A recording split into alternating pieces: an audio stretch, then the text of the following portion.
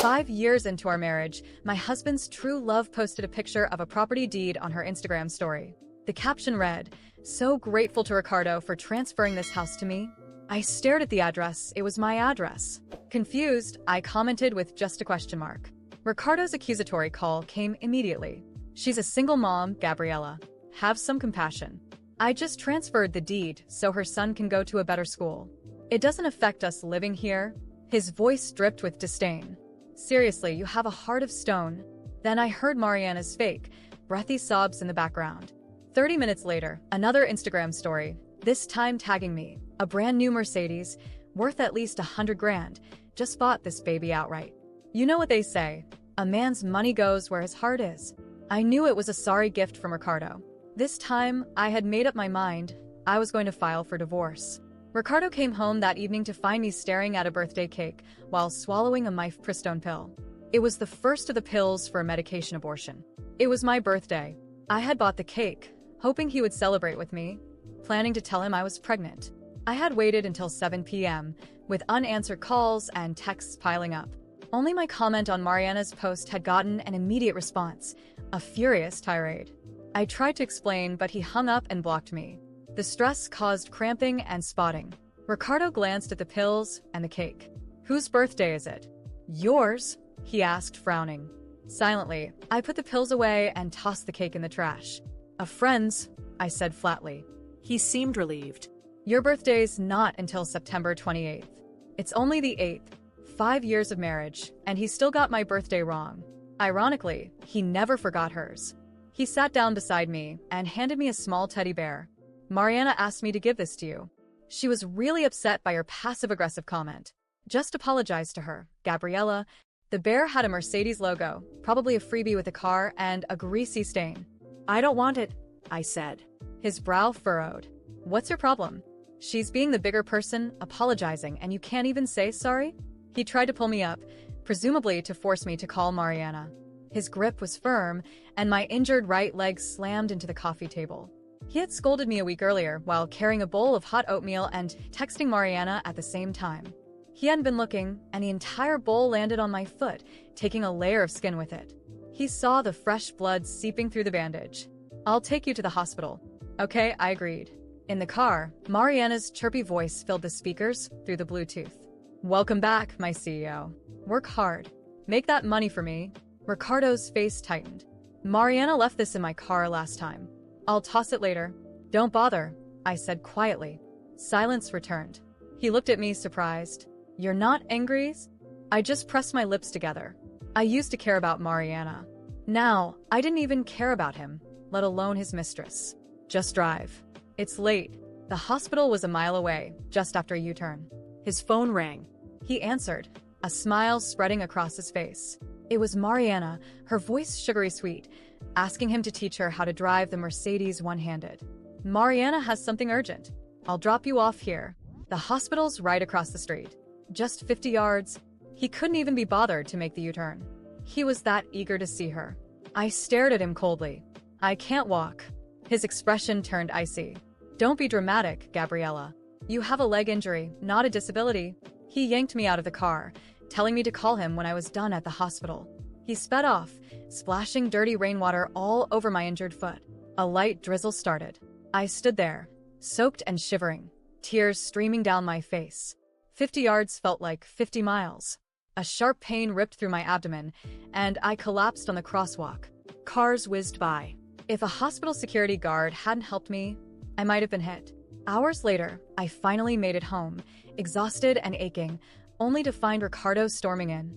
"I told you to call me when you were done." I waited at the hospital for an hour. "Your phone was off." I looked at Ricardo blankly. I had been at the hospital for 2 hours, receiving 4 bags. There was no sign that he had shown up. I had to take a cab home, and my phone had died just 2 minutes before. He hadn't been there at all. He used to be so attentive. "When did everything change?" "You blocked me," I said. "I couldn't call." He hesitated, his anger fading slightly. "I brought you some oatmeal. Thought you'd be hungry." I looked at the watery gruel. A few sad sprigs of green onion floated on top. No egg, no meat. It looked like leftovers. 30 minutes earlier, Mariana had posted a photo of Ricardo cooking. The caption read, who says chivalry is dead? Not only did he teach me to drive my new Mercedes one-handed, but he's also making homemade oatmeal for me. So sweet. My stomach churned. Throw it away. I don't want it. His face darkened. What's your problem? I went out of my way for you. I just transferred the house to Mariana, and you're being difficult. I'm still letting you live there. She was just grateful that her son has a stable home, and you went and made a snarky comment. I haven't even brought that up yet. I was physically and emotionally exhausted. You misunderstood. I was just confused because the address on the deed was our address. He cut me off. Misunderstood? Mariana's right about you. You're always so angry, so bitter. Anytime I talk to another woman, you get jealous and paranoid. There's something wrong with you. Before, I would have argued, tried to make him understand. Now, I just stared at him. When he finally finished his rant, I asked calmly, "Are you done? Can you turn off the lights?" He glared at me and slammed the door on his way out, leaving the lights on. Moments later, another slam echoed. The front door this time. Usually, when he stormed off to Mariana's after a fight, I'd lie awake all night. Tonight, I slept soundly. The next day, I contacted a lawyer to start the divorce process. Ricardo disappeared for 3 days. I saw him for the first time in a vacation photo posted by his friend Carlos. A group shot of them with friends. Ricardo and Mariana stood side by side, wearing matching outfits, Mariana beaming. I liked the post. Ricardo called immediately. "I'll pick you up later. We're going to the beach with some friends," he added. "I didn't even have to invite you, you know. Consider it a reward for your good behavior lately." Okay, I said. The divorce was already in motion. I didn't want to alert him. He picked me up, surprisingly, without Mariana. At the beach, Carlos greeted me. "Sorry about the other night, Gabriela. I organized that get-together and should have given you a heads up.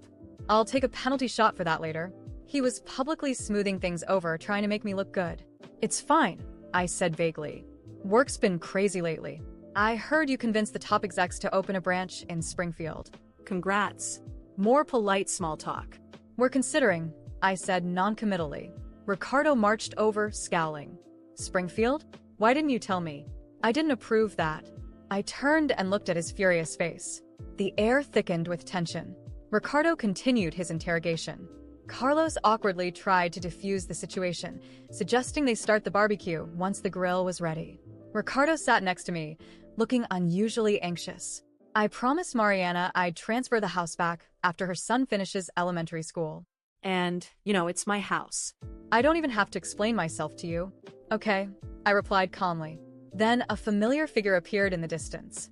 My smile faltered. A young guy I'd never met, clearly a friend of Ricardo and Carlos, jumped up and waved excitedly. "Hey, Mariana. Ricardo's over here." A collective gasp rippled through the group. Carlos kicked the guy's foot and muttered something about him being clueless. "I need the restroom," I said, standing up. I didn't want a scene. I wanted to maintain some dignity. Ricardo glanced at me, then at Mariana, and didn't follow. When I returned, everyone was sitting on the beach, full from the barbecue. Mariana and Ricardo were nestled close together. I found a quiet spot away from them. "All right, everyone's here," Carlos announced. "Let's play truth or dare." Ricardo won the first round. Mariana lost. She chose truth. Ricardo went easy on her, asking about something happy that had happened recently. Mariana batted her eyelashes at Ricardo. I met an amazing guy, and within a day I had a house and a car. He even taught me to drive one-handed. She finished with a triumphant smirk in my direction. Most people there knew how she got in the house and car, but they always pretended not to notice. Mariana flaunting it was another story. The air grew thick with awkwardness. Even Carlos looked uncomfortable. Seeing that I wasn't reacting, he tried to keep the game going. Okay, round 2. Looks like it's Gabriela's turn this time. Mariana got to choose my dare. Truth, I said flatly. Mariana sauntered over with the beer.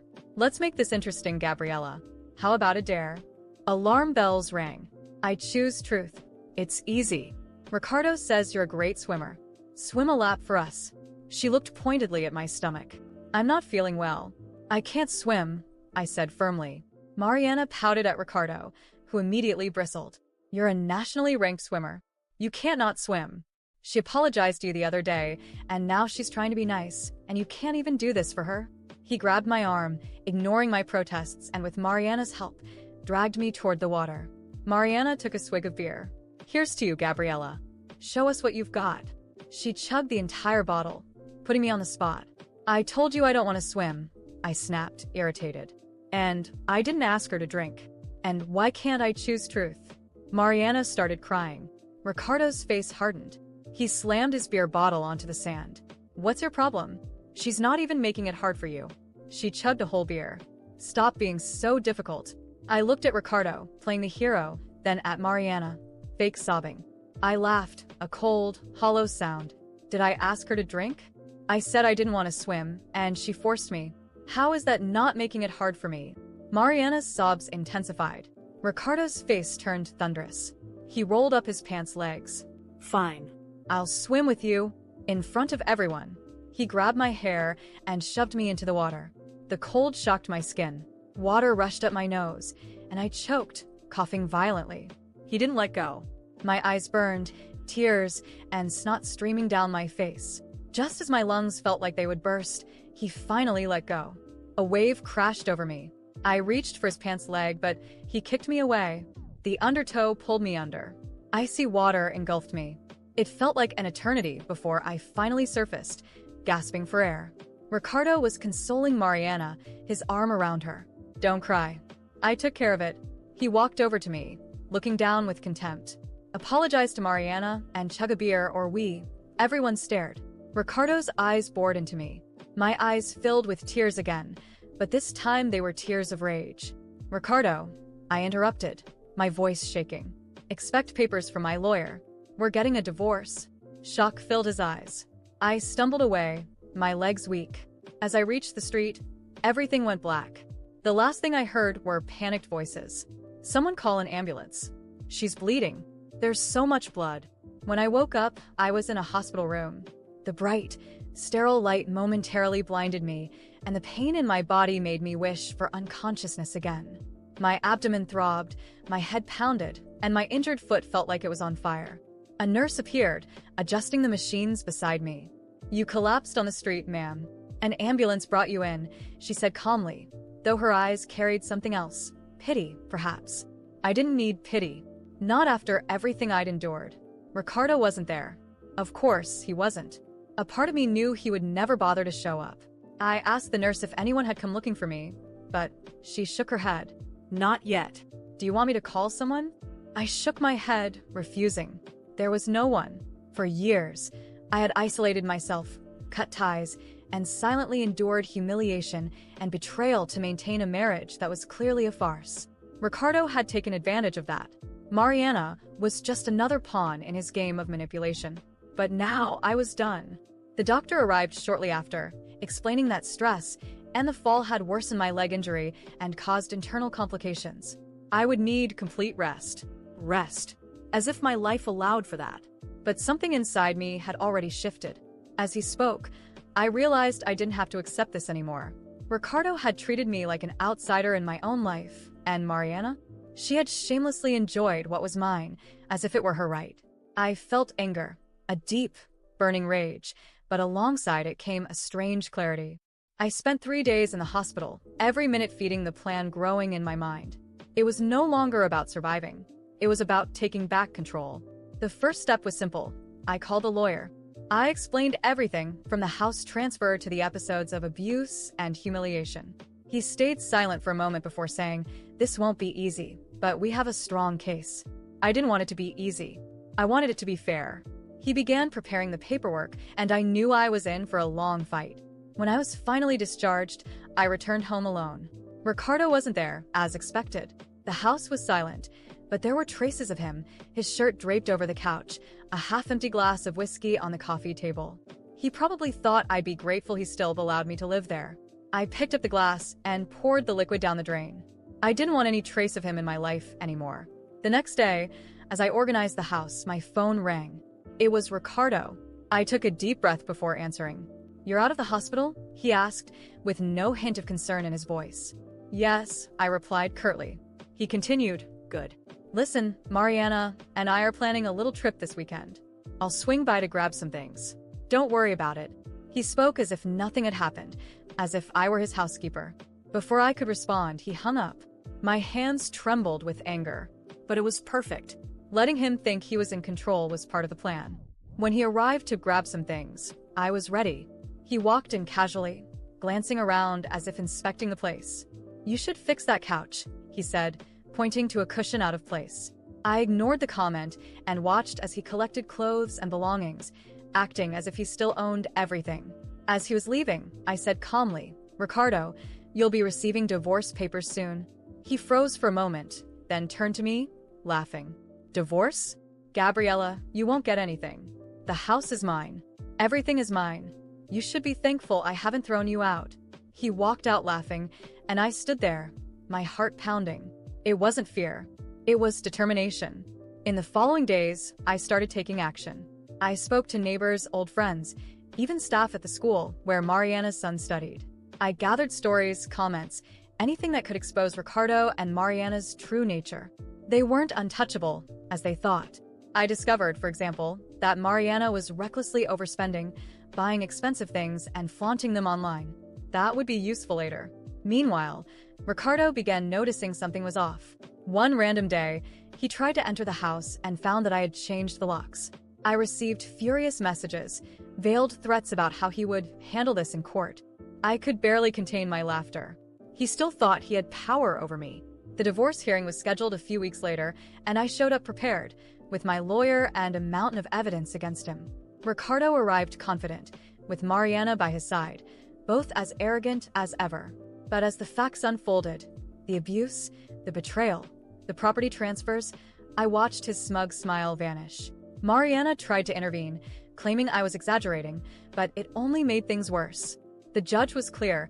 I was entitled to the house, significant compensation, and most importantly, my freedom. Ricardo lost control as the decision was announced. "You'll never survive without me, Gabriella," he shouted as he was practically dragged out of the courtroom.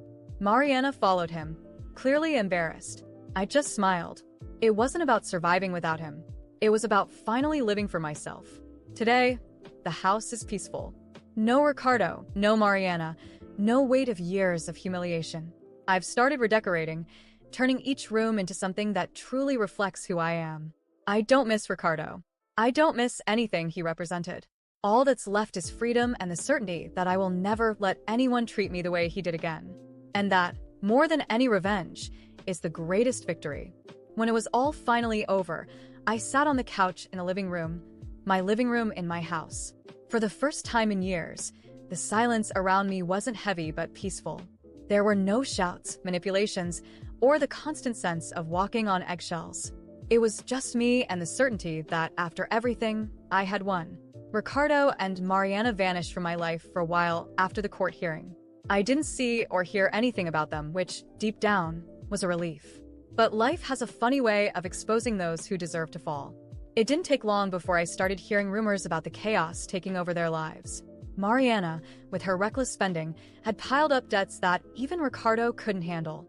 She sold the Mercedes she had flaunted so much online and began complaining publicly that men aren't what they used to be. It was almost comical to see her, someone who bragged about her luxurious life, now begging for attention on social media. Ricardo, on the other hand, was drowning in legal troubles. His business, which he had always used as a symbol of power, went bankrupt due to poor management and lawsuits from other shady ventures he had been running. He tried moving back in with his parents, but to my satisfaction, they rejected him. I learned he was living as a guest at a friend's place, someone who would likely grow tired of him soon enough. Ricardo had always had a talent for destroying everything around him, and now he was reaping what he sowed. My life, on the other hand, took a path I never thought possible. Once I finished redecorating the house, I felt it was time for a true fresh start. With the settlement I received from the divorce and some savings I had stashed away, I decided to invest in something I'd always dreamed of, starting my own business.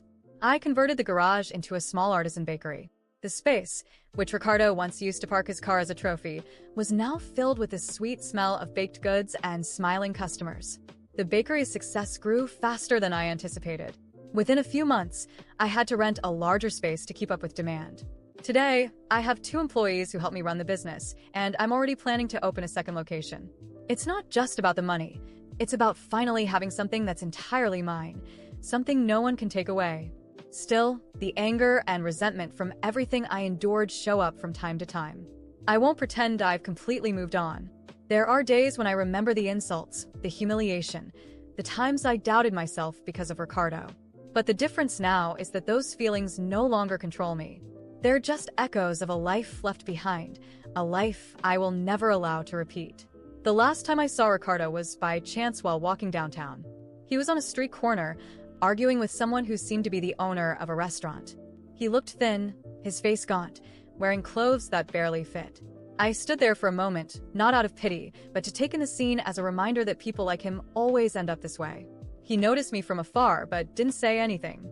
His expression was a mix of shame and resentment. I gave him a small smile and walked away. Today, I'm doing well, better than I ever imagined. I'm not the same woman Ricardo thought he could manipulate and humiliate. I'm stronger, more independent, and, above all, happier. My house, my bakery, my life. Everything now reflects who I truly am. And that is my greatest victory. If there's one thing I've learned from all of this, it's that revenge doesn't need to be cruel or violent. The best revenge is thriving in the face of chaos, proving that despite everything, you've rebuilt yourself and prospered. And I did exactly that. Ricardo and Mariana's story is just a chapter in the past now. My focus is on the future, a future that, for the first time, I can truly say is mine alone.